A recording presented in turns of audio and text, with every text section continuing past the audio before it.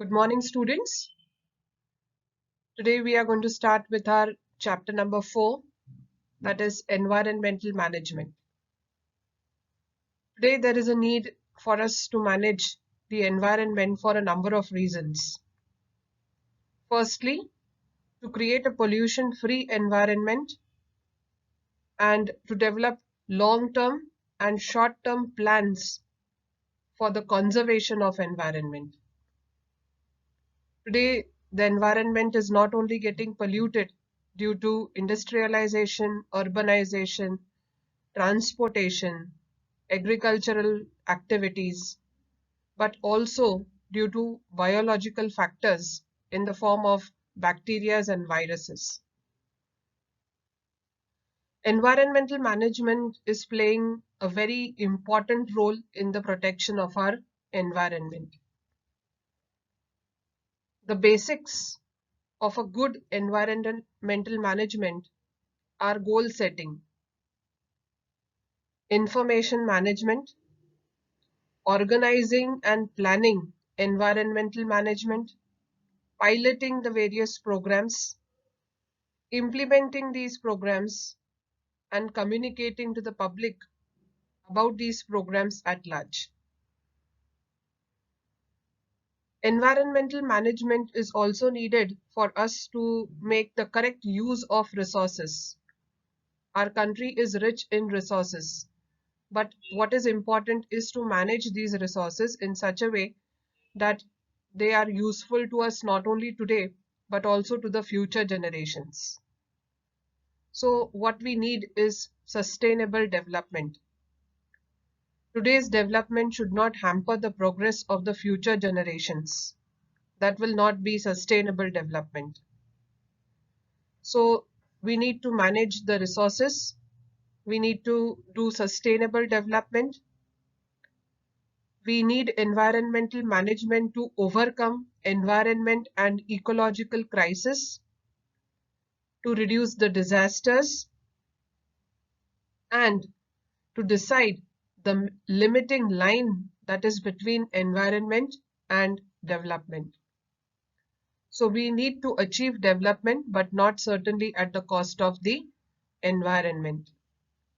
So all these have given rise to a concept that is called as environmental management that we are going to study in this lesson. We know that the environmental management is the need of the hour and that the resources are limited with us, and if we don't use them properly, they will get exhausted very soon. So for the appropriate use of resources, environmental management is extremely essential. And it is our basic responsibility to create coordination and equilibrium, that is balance, between our needs and the conservation of the environment.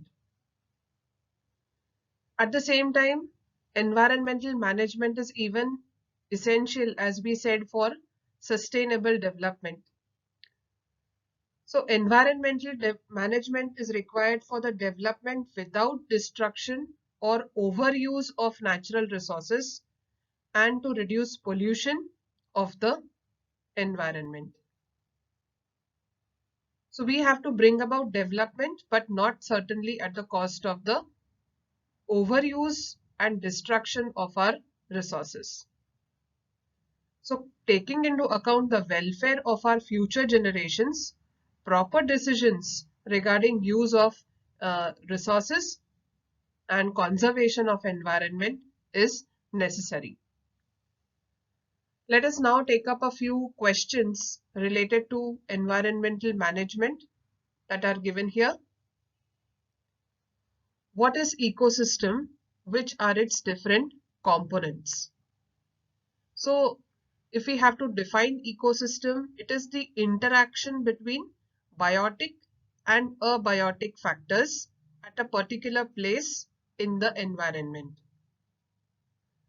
Now, when we talk of biotic factors, it includes plants, animals, and microorganisms.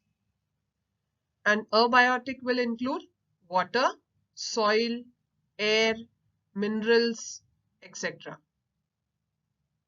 So this is what is the ecosystem, which comprises of biotic as well as abiotic factors. Coming to the next one, which are the types of consumers? What are the criteria for their classification? Now, the different types of consumers include the primary consumers, secondary consumers, and tertiary consumers. Tertiary ones are also called as top or apex level consumers.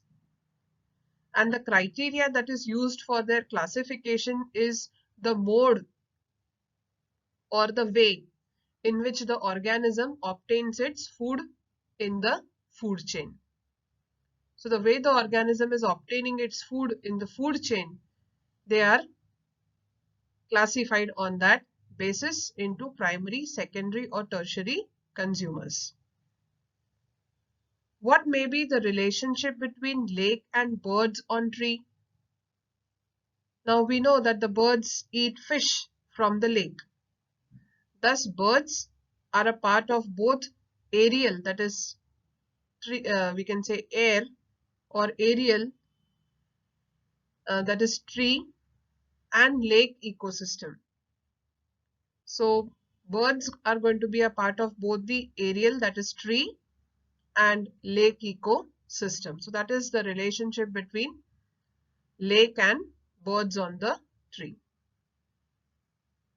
What is the difference between food chain and food web?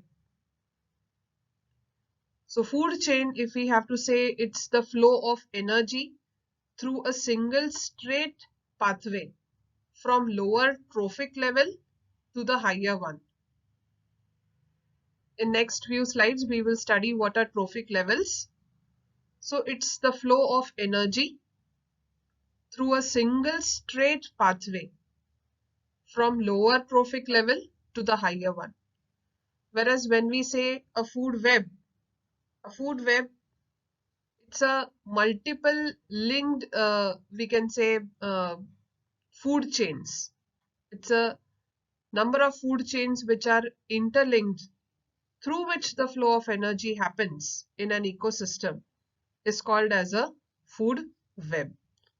So just as we have a spider's web, which is very fine, intricate, intricately woven, and yet all the threads are connected to one another. So it's in the same way here, when multiple food chains are interlinked, in which the flow of energy happens, is called as a food web. So we come to the end of the 4 questions that are given here, and let us take up a few more in the next slide. Here is a diagrammatic representation of trophic levels. Here you have the various trophic levels.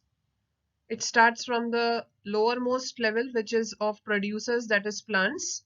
So plants make use of light energy that they get from the sun, and they prepare their carbohydrate food. So they are the ones which are the producers. The next level is called as first trophic level. The first trophic level comprises of herbivores like squirrel, deer, goat, rabbit, zebra, elephant, because these are the ones which are directly dependent on the producers. Then we have the second trophic level, that is carnivores like wolf, fox, frog. And then we have the tertiary or the third trophic level, that comprises of omnivores or apex or top level consumers. So they are the lion, tiger, etc. So these are the various trophic levels that we have. Here is an example of an energy pyramid in an aquatic ecosystem that is shown to you. So the lowermost ones, that is phytoplanktons, they are small microscopic algae that prepare their food in presence of sunlight. So they are the producers. Then we have zooplanktons. that is microscopic animals that depend upon the phytoplanktons. Then we have the fish that eat the zooplanktons, and finally humans that eat the fish. Now what is important in this energy pyramid is that only 10% of energy is transferred to the next level. Here we start with the lowermost level, that is 10,000 kilocalories of energy. Only 10% of it is getting transmitted to the next level, that is 1000. Now in the next trophic level we find again only 10% is transmitted, that is 100 kilocalories. And the last one that we find is 10 kilocalories, again 10% of the previous one. So only 10% energy is transferred to the next level. This pattern of energy exchange in an ecosystem is called as an energy pyramid. So this is an energy pyramid. In this particular pyramid, we can clearly see the three types of consumers. So here the herbivores, which form the first trophic level, they are the primary consumers. The second trophic level, which comprises of carnivores, are those which are the secondary consumers.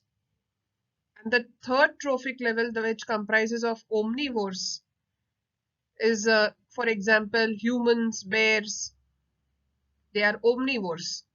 So they are the apex or the top or tertiary level consumers.